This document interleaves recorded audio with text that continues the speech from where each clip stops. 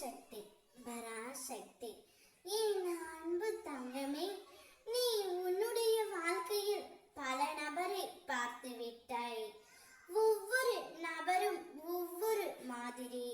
உன்னுடைய அருகிலே இருந்து கொண்டு உனக்கு துரோகம் இழைப்பவர்களும் இருக்கிறார்கள்.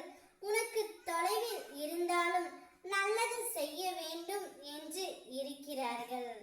ஆனால் அவையாவும் உன் கண்களுக்கு தான் புலப்படவில்லை.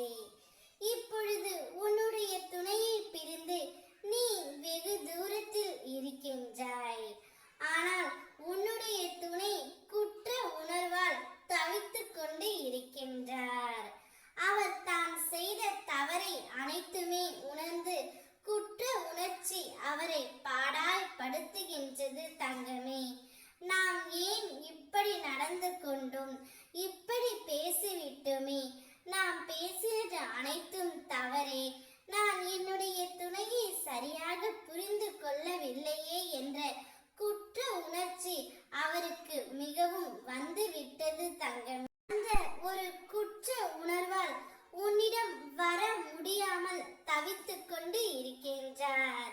எங்கே அவராக பேச வந்தால் நீ அவரிடம் கோபம் கொள்வாய் என்ற பயம் அவருடைய மனதில் நிறைந்து இருக்கின்றது. ஆனால் ஒரு உண்மை தங்கமே, அவர் தான் செய்த தவறை அனைத்துமே உணர்ந்து விட்டார். இப்பொழுது திரும்பி உன்னிடம் வர ஆசைப்படுகின்றார். ஆனால் நான் செய்த தவறை எப்படி அவள் மன்னிப்பாள் என்ற ஒரு குற்ற உணர்வு அவரை தடுத்து நிறுத்துகின்றது. தங்கமே, அந்த குற்ற உணர்வால் உன்னிடம் வர முடியாமல் தவித்துக் கொண்டு இருக்கின்றார்.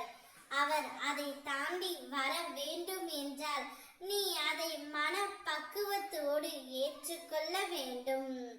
தவறு செய்யாமல் இவ்வுலகத்தில் மனிதர்களே இல்லை. தவறு செய்வது மனித இயல்புதான்.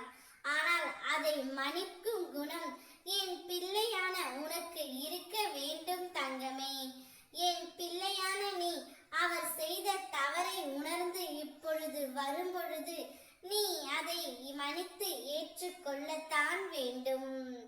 அப்பொழுதுதான் நீங்கள் இருவரும் ஒன்றாக சேர்ந்து இவ்வுலக வாழ்க்கையில் ஜெயிக்க முடியும். ஒரு தாய்க்கு மட்டுமே தெரியும் தன் பிள்ளைக்கு என்ன வேண்டும் என்று.